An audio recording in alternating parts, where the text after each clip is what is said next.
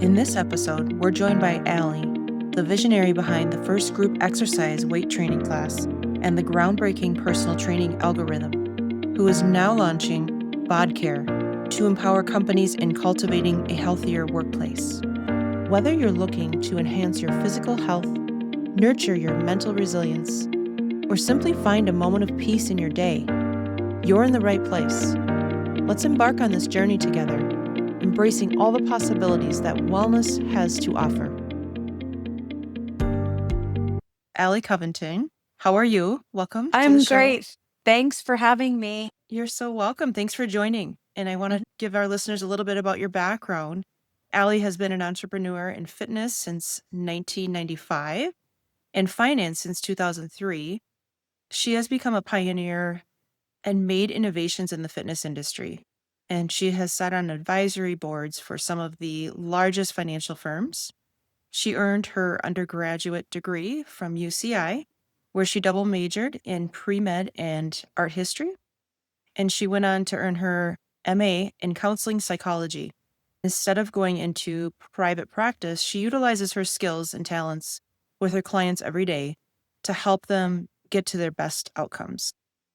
Alli created the first group exercise weight training class and went in to write the first personal training algorithm and built software around that program, being used by individuals and companies today. She expanded that into BOD coaching program with hundreds of clients getting results that they really desire.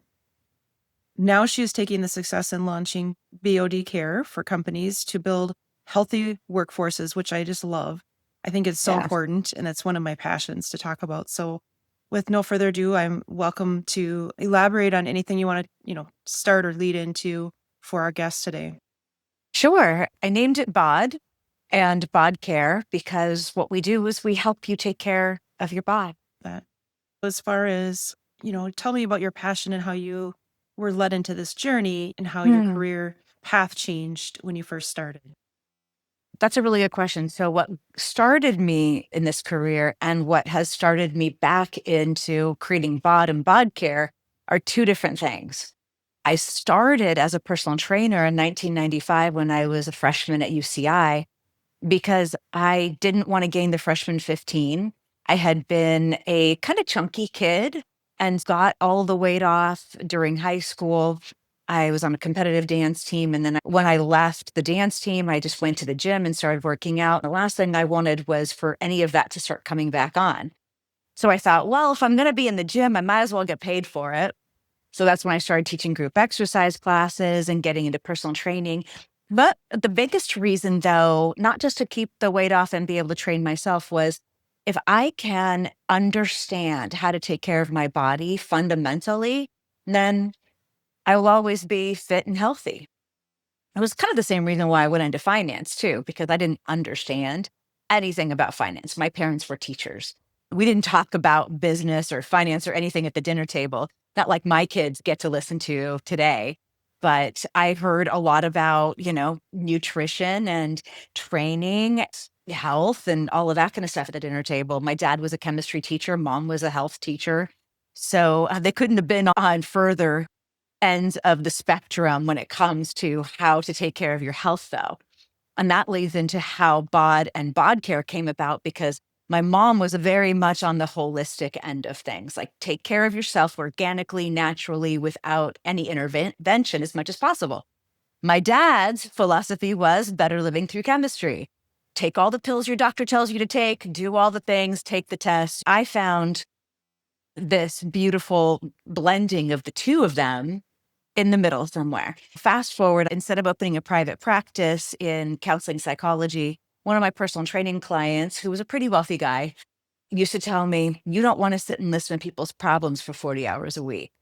And I went, but I want to help people. He's like, yeah, but that's going to drive you nuts. So I was like, what do you suggest? He said, you should go into finance. And I'm like, well, what does that have to do with helping people? Because what you hear about finance, unless you're in the industry, is the headlines, the companies that make the headlines for whatever they're getting fined about. And I thought, I don't want to be part of anything like that. And he was like, no, there's a lot more to it than that. Just go interview with some companies and see. So I did, and I did find out that there's a lot more to it than that. I really do help people in a meaningful way, but I wanted to learn about finance. So what better way than to do it, just like I did with personal training? What I found while I was working with those families is one of the biggest reasons why people don't end up having enough money in retirement is because of this silent tax that is being siphoned out of their bank accounts through their poor metabolic health. Mhm. And that brought me back full circle to, if I'm going to help people with their finances, I need to help them with their health too. How am I going to be able to do that if I'm one person right here and everybody needs this help? Then I jumped in the pool one day and came out with this idea to build software that delivers personal training. And so that was like in 2009, 2010, something like that. Well before Facebook even had videos and Mhm. when YouTube was in its infancy. So I was way too early for even developers to understand what I wanted to build. So it took a really, really long time to get there. And when COVID happened, I kind of went, well, no one's going to be looking to do any financial planning if they don't know if they're going to have a job or have a business. So I do have this software that I've already produced, and I just started launching that and got clients from the East Coast of Canada, Southern California, and all over the country. And it's just taken off from there. We're taking the success that we've been able to achieve with the individuals because we want to help more people, right? I just want to help Mhm. more people faster. Absolutely. Their metabolisms are breaking down. People are not getting younger and healthier. They're getting older and weaker Mhm. and more diseased. So we need to get into companies. Especially in I could America. I could literally live a happy life for the rest of my life with my client load the way that it is, but that's not making the big difference that I've always wanted to make. So I got a few co-founders who think like me, and we're off to the races. That's why I met you in Vegas with Dave. It was a great Yeah, event. It's interesting how the universe will bring like minds together. It's a really absolutely. great thing. And it's wonderful when you can incorporate all the different things that we all appreciate and put it all together. Do you have Exactly. anything to tell listeners about your own wellness journey? Yeah. So what inspired me with BOD and now BOD Care, my dad was my inspiration. His philosophy was better living through chemistry. So in his 30s, when he had GL reflux disease, he took the medications the doctor gave him. Unfortunately, long term use of them causes atrial fibrillation. But they said, there's no cure for it. So just take the medication and you'll be fine. Then in his 40s, he started getting high cholesterol and high blood pressure. So they said, here's two more medications. Take them and you'll be fine. Mm. And by 50, he had a double bypass. By 55, he had type 2 diabetes. By 57, he got gout. All of this relates back to poor eating habits, not moving, and poor gut health. He ended up passing away during COVID because he went in for a second ablation I'm so in sorry. his right atrium and never came out of the hospital. I don't want anybody else's family to go through that. And it's all completely preventable. Is we had had the supplements back then that we have now to completely get off of proton pump inhibitors and solve the GERD issue, solve all the GI issues that he had, he wouldn't have ended up with that if he had had some software like mine that would have guided his eating habits so that Mm. he could be aware of how you can lower your cholesterol just by choosing different kinds of fats to eat versus these other ones. He wouldn't have had to guess in the gym or at home when he went to exercise because we're delivering completely unique workouts to every individual every day. He was my inspiration for it. It definitely Yeah. ignites your passion from your heart and you're really And living your purpose. It's amazing. My dad passed away at my young age of 9, and it's something I'm so that I sorry. also have, my passion for what I'm doing, and he's a part of that for sure. And it's more of Mm, that silent strength that I have from him.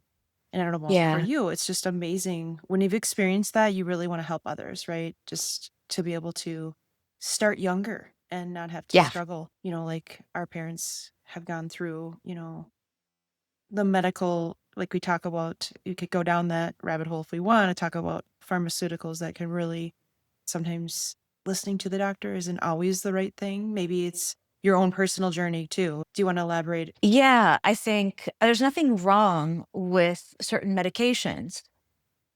If you're doing everything you can as far as exercise, eating healthy, taking care of your gut health, making sure those things are as optimized as possible, then you can see where you might need medications to help shore up any gaps that might be there genetically for yourself. But most people aren't optimized. They aren't even moving very well. They're not eating very well. They're nowhere close to being optimized. So they're constantly chasing symptoms with medications, Right. another one on top of another one.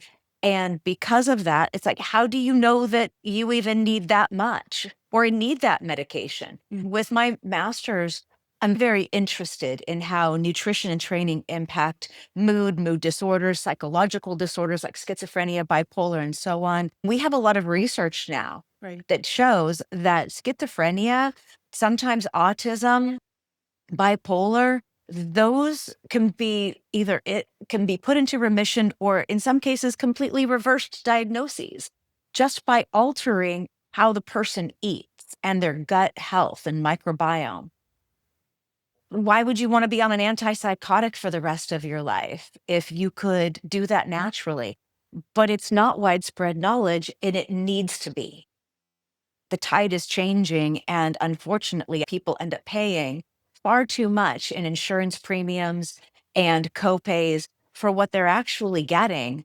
I was just talking to one of my co-founders this morning who still has a job because we're a new company, right? We just are getting our first clients through the door. It's And always a great journey to start with that. when you get the first anything, it's like, we did it. Now we can do it again and again. Yes. Is exciting. He was pointing out that most people don't even know what their insurance costs through their employer, payroll deduction, and then they get direct deposit, that money just shows up in their account. They're never even looking at their pay stubs.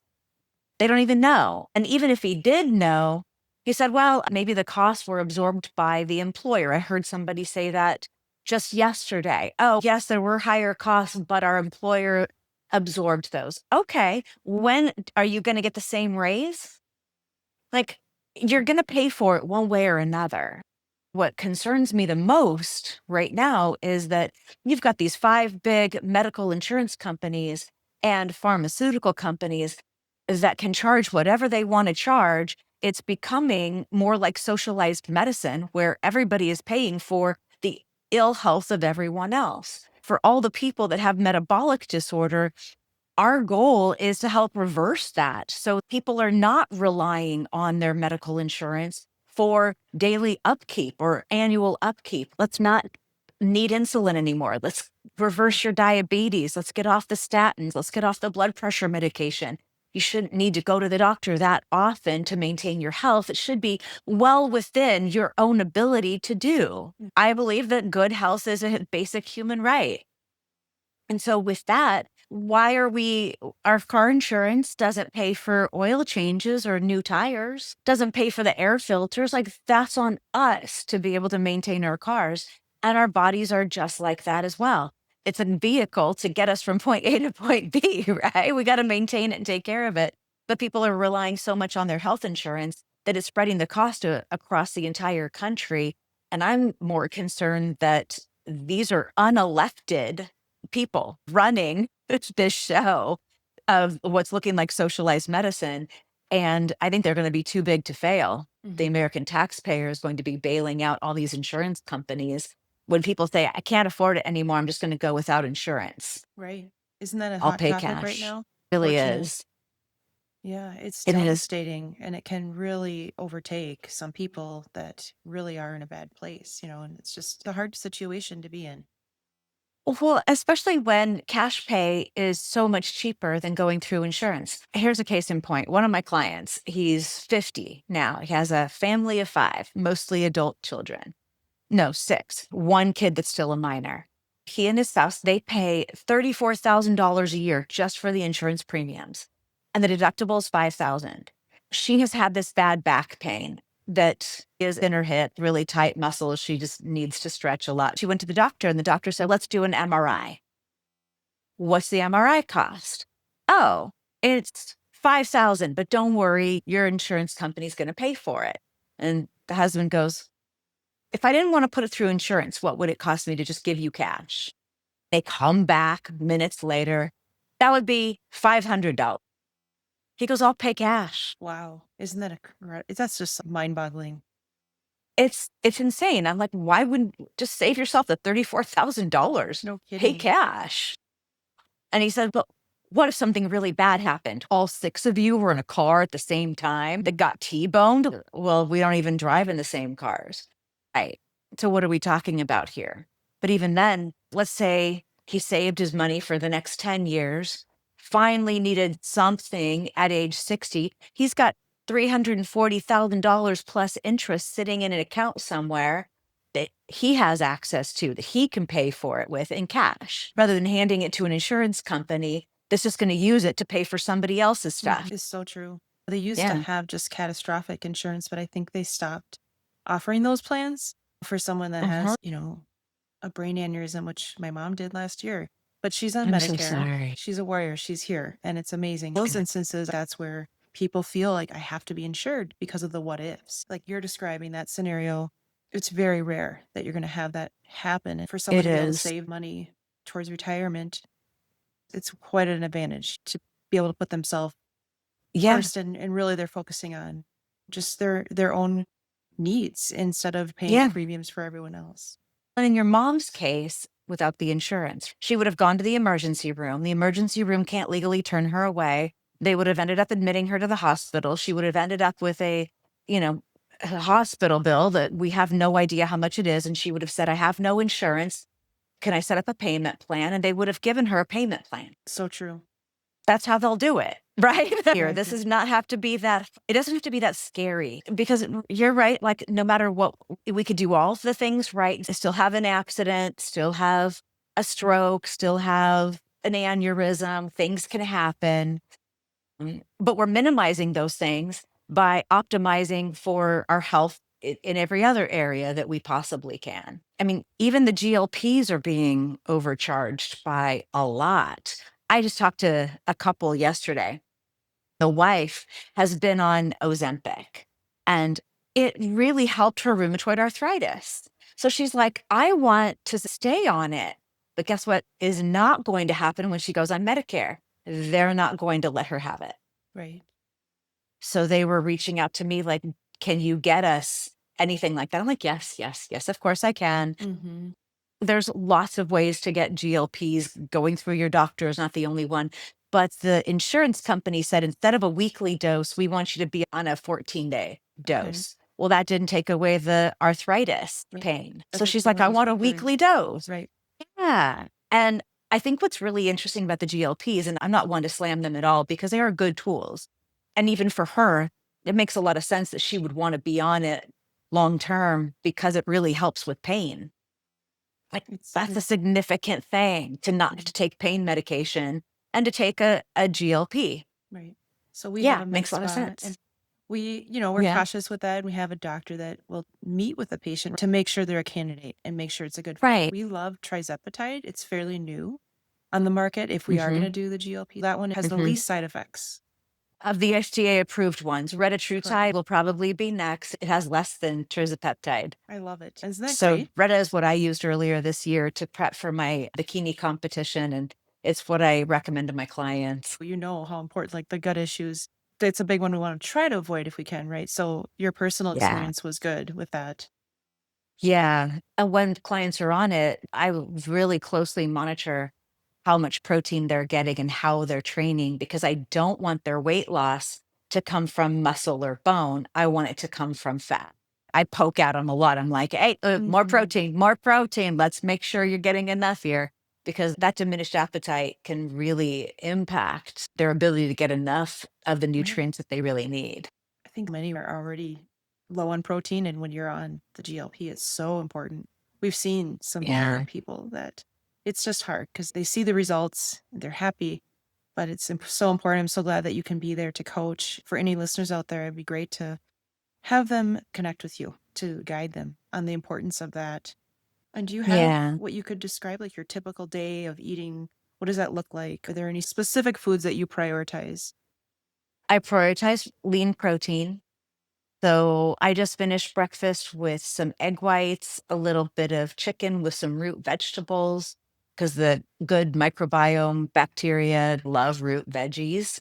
They need the fiber to feed off of so that they can proliferate, and a little bit of pork tenderloin. So that's breakfast. Probably will carry me through most of the day. I probably won't get hungry until sometime between 2 and 4. So then I might have a snack or I might just hold out for dinner depending on how busy I am. I won't have time to even stop and eat until like 3:30. Maybe I'll have a snack, maybe I'll make a smoothie, maybe I'll just hold out for the chili that's coming for dinner. Sounds amazing. I make it a priority. As I tell my clients, you have two number one priorities, your cash flow and your blood flow. Love Once those two are met each day, then your family is your secondary priority. And then colleagues, friends, those are your tertiary priority. But you have two number ones. it. So I get my kids out the door to school, I hit the gym, I come back, I start work, and then everything else waits until work is done and back into family mode and talking with the kids and how was your day and guiding them and teaching them. And then the day's over. Mhm. Like that's a typical day, right? But you can see how I prioritize my time according to those priorities also. Too many people put work and family ahead of their own health, and that's backwards. You can't be there for your family if you're not healthy. So, I cash flow and preach blood flow. the same. It's 80-20 rule, and you're going to perform at such a higher level. Putting ourselves first. It's like putting the oxygen mask on right on the airplane. Exactly. It's such an important thing. I remember when my daughter was born, I thought, why wouldn't I care about her more than I care about myself. I should put the mask on her first, until an airline attendant said, yeah, but if you pass out while you're putting the mask on them, they can't put it on you. And I went, oh my gosh, that's so true of everything, right? Because so often really good, well-meaning parents are set aside their own needs to take care of their bodies so that they can take care of their kids and maybe even their grandkids. But who's going to take care of you when your health deteriorates? You're basically setting your children and grandchildren up to have you to take care of. Mhm. What a good That point. Right? Who wants that? Nobody. You're making it worse for them in a much larger way by just not taking that time each day for yourself to take care of yourself for them. Is there something you do to integrate holistic practices into your wellness routine? You mean like meditation Meditation. or things like that? Mhm. Well, I used to get up early, like Dave does, and when no one was awake in the house, meditate and do all of that. Consistently, my children can feel some disturbance in the force, and then they wake up and come and snuggle. I'm like, this isn't Yeah. helping. You can't meditate while you're You can't. snuggling. So I moved it to the Stairmaster. I got good enough at meditation that I can tune it out. I can turn off my brain whenever I feel like it. So I get on the Stairmaster to do my cardio during my workout, and I tune out my thoughts and just wait for all the direction that the universe can give me I do to love that. download. Isn't that wonderful? Because I got to do two things at once all you the time, do, pretty much. but you're living Yeah. authentically. I mean, it's allowing you to help others when you're flowing with the universe. It's a different walk of life, and just our path is so. Very different existence. Mhm. Yeah. It's less worry, less feeling the need to have to figure everything out yourself, less feeling the need to take responsibility for everything and just allowing things to happen. A lot of people don't do that, and it manifests in their bodies Mhm. in different aches and pains and issues that they have to correct. I have a client who's 60, and he's had this knee pain that doesn't seem to be going away, and it doesn't have any structural issues. There's no tears or anything like that.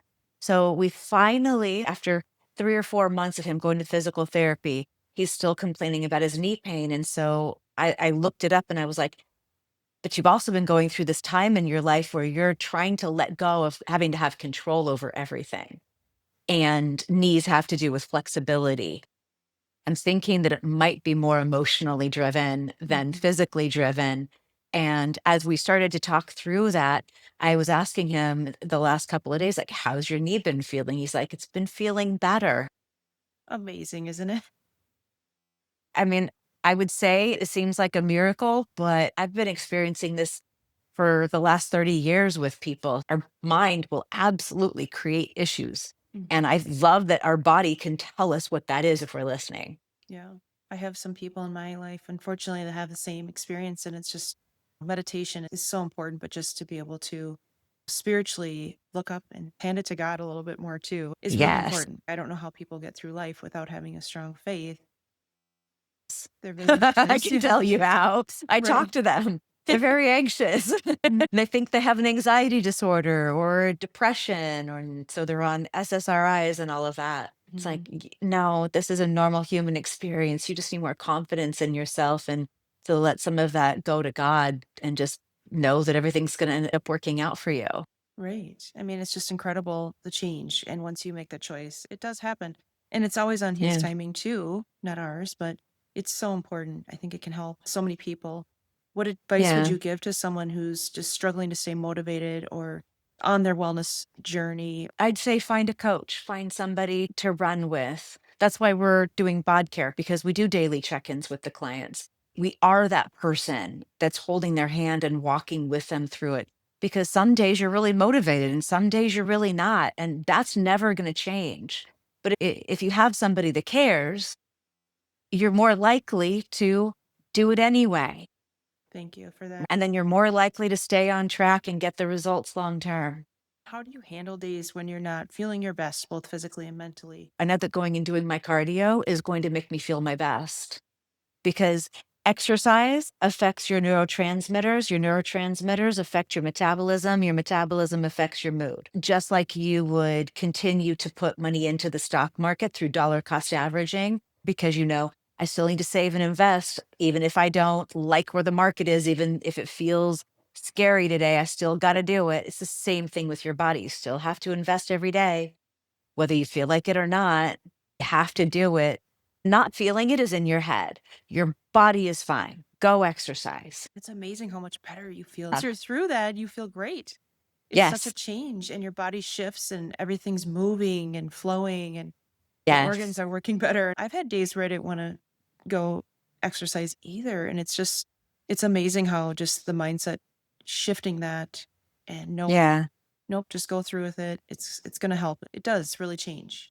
it does. And it's only for a short while because once you're consistent and doing something every day, when you wake up, you're like, I really don't feel good enough to go. It's a day off, an unplanned day off, but that's fine because you've been so consistent for so long. Everybody needs a day off now and then, Of especially course. if you're starting to get sick. Better idea not to go. And Yeah. as that said, rest days are very important. I've been on the other spectrum Hmm. too, where I almost was addicted to working out. So it's just like finding a healthy balance. Listening to your body I love that. because your body will tell you what it needs and what it's ready for. So, yeah, it's really that difference between like, is it me just making an excuse and not wanting to go? Or is it me, discerning and honoring my body and saying it's the better idea to not go? Mhm. That's what you have to figure out. If your body feels good, go. If it really feels like you're getting run down and you're going to get sick, then don't go and push it. You can always tell by your lymph nodes, Oh, right? yes. If your lymph nodes are swollen or getting swollen, you're like, Hmm. that was me on Tuesday. A bunch of family members are sick. I'm like, you know what? Yeah. I'm not going to join you. I'm going to rest today and I'll go back at it tomorrow. And I did, and I'm And you're fine. fine. Yeah. I don't get sick very often either. It's really helpful when you can create that in your mind too, right? What are three simple changes someone can make today to improve their overall wellness? Move your body, eat more lean protein, and drink more water. Those are the 3 daily tasks I ask of people. Yeah, I love the water intake. Most It's, people don't drink enough. I mean, your skin shows it, unfortunately.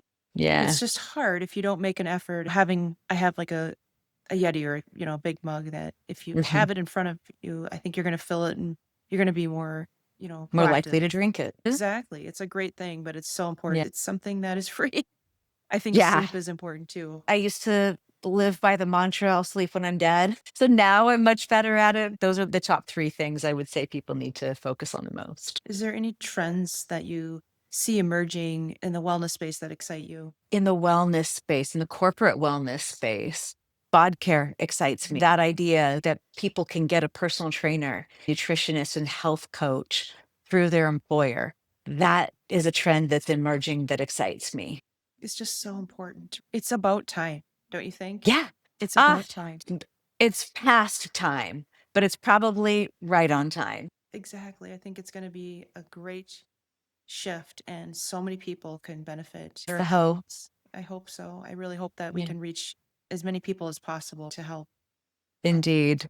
on that path. Yeah. Is there anywhere you can put out there for people to find you? How should they connect with you? You can connect with me through any social media platform, Alli Covington. Like on my shirt, that's how every single platform is Alli Covington. My website, bodbyalli.com, bod.care is the BOD Care website. You can schedule time to meet with me on both of those websites. Fantastic. I love that. And Thanks. I'm going to ask you one last question for today. If it was your last day on earth, what would you say would be the best advice you could give? I'm going to go spend time with my family if it was my last day on earth. So those relationships are critically important. The only reason why the 2 priorities of cash flow and blood flow are right there is so that you can help be there for them. It's so important, isn't it? Mm-hmm. Well, I really appreciate you joining today. And Thanks. so many listeners are going to love this podcast episode. And I hope they Thank do you. connect with you and learn to make themselves a priority and really Yeah. invest in themselves. It's not something that's breaking the bank. It's not thousands of dollars. It's not aesthetic like what I do. This is really important. It's a Yeah. necessity. It's really Yeah. non-negotiable at this point. Yeah. Our world is just getting more heated every day, and it's really important to stay grounded. And why not get started on their health? I mean, first and foremost, right? Right. That'd be great. Well, thank you so Thank much. you. It's been a Thank pleasure. Be sure to stop by Allie's website to work with her one-on-one and join the hundreds of individuals that she has helped along the way on this wellness journey. And that wraps up another inspiring episode of All in Wellness. Thank you for being a part of our community and for tuning in today. We hope you found valuable insights and encouragement to live your life fully and authentically. Remember, the journey to wellness, gratitude, and embracing your faith is ongoing, and we're here to support you every step of the way. If you enjoyed today's episode, please take a moment to subscribe, rate, and leave a review.